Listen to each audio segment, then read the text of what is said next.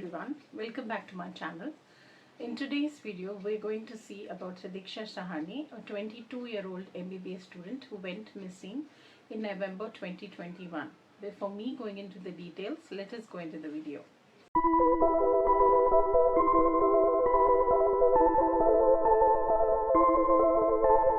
Sadiksha Sahani was a third-year MBBS student in Mumbai's JJ College, and that particular day she had to go for her exam, which was in the afternoon. So her house, being a little far away from her college, she left in the morning. So it was around 9, and she had to board the local train to go to her college. But it seemed that Sadiksha never went to her exam to write her exam, and that's when her father, in the evening, when he got the information that Sadiksha never reached her college to write the exam, he immediately went to the police in the evening and he lodged in a complaint. But due to some reasons, the police could not go into further investigations, and there were some delays in the investigation. And it was the next day that the police actually wrote an FIR. But after some time, even when Sadiksha did not return, her phone, it seemed, was switched off. That's when the police started investigating and they started looking into the matters a little more deeply. Now, what it seemed that Sadiksha had, as told earlier, never reached to her college to write her exam. So the police started investigating the CCTV footage. So it seemed that Sadiksha had taken the local train, and then after getting down in Andheri, she was supposed to head ahead, but she took an auto from there and she had gone to Bandra bandstand. And that's when her location was showing, where in Bandra, in the bandstand area, she was going around in the afternoon time as well. Actually, she had to be there for her exams during this time. So this was the initial investigations of the police that revealed. And then somewhere Sadiksha's parents were not happy with the things were proceeding. So in December, the case moved to the crime branch. So one crime branch again started looking into CCTV footages, and then they also came across the same information that Sadiksha had never gone to her college, but it was in Bandra that her last location was there. And then also they questioned some eyewitnesses. So the eyewitnesses had said that around 2:30 in the night, Sadiksha was initially seen alone, but later she was seen with a particular person. So when they started looking at the CCTV footage there, they came to know that it was a lifeguard named Meetu Singh. So they call in Meetu Singh for questioning, and he says that yes, he had met Sadiksha, and because he had a Chinese stall in Bandra, so in that particular place where Sadiksha was in, and he said around that time, around night time 2:30, he had seen her walking towards the rocks, towards the sea. So because he being a lifeguard also, he was worried that maybe she was heading to commit suicide or something. She was going to do something which was not good. So he kept following her, and that's when Sadiksha noticed him following her, and she told him that she is not going to commit suicide. So she had just come there just to be there. That's how the conversation between them started.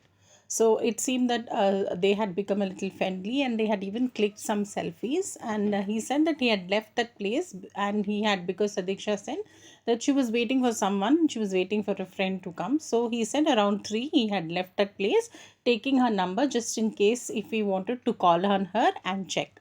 And he said after going back home, he had tried calling her number, but at that time her number was not reachable.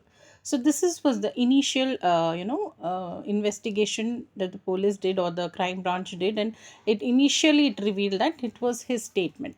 But somewhere when they went on investigating the further eyewitnesses, and somewhere the police were not happy or not convinced by Meetu Singh's story, because why, the big question here was why he himself did not come before the police. They had to actually search for him and call him, and then only he came forward. Otherwise, there were a lot of a search going around for Sadiksha.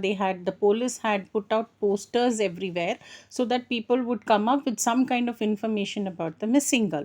So even Meetu Singh would have come across. So the police big question here was, why he didn't come forward by himself. So why the police had to get a hold of him to get the information. So that remained a big question, and Sadisha's father somewhere was very convinced that he is the main culprit. So somewhere now again they call him for investigation, this time a little more harshly, and that's when the whole story comes out. He's, as he, like before, like he told, he had followed Sadiksha and they had started a conversation. After some time, somewhere there is an argument between them, and Sadiksha, is not happy with the way he started behaving with her.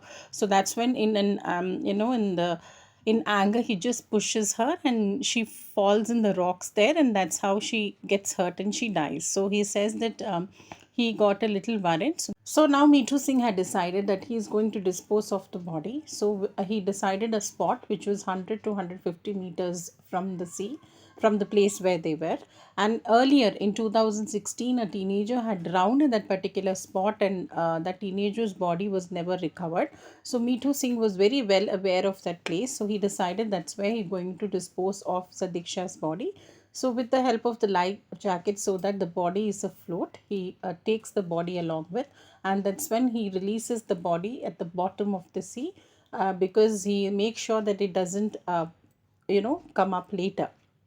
So that's where he told the police he had disposed the body, and he comes back to the shore, and as usual he started giving missed calls in case if he was caught later. Just to be on the safer side, he started giving missed call to her a number, and he disposed of her other belongings as well. So the big question here is not one but two: why Sadiksha started talking to a complete stranger like Meetu Singh, whom she had just met, and started clicking selfies with him.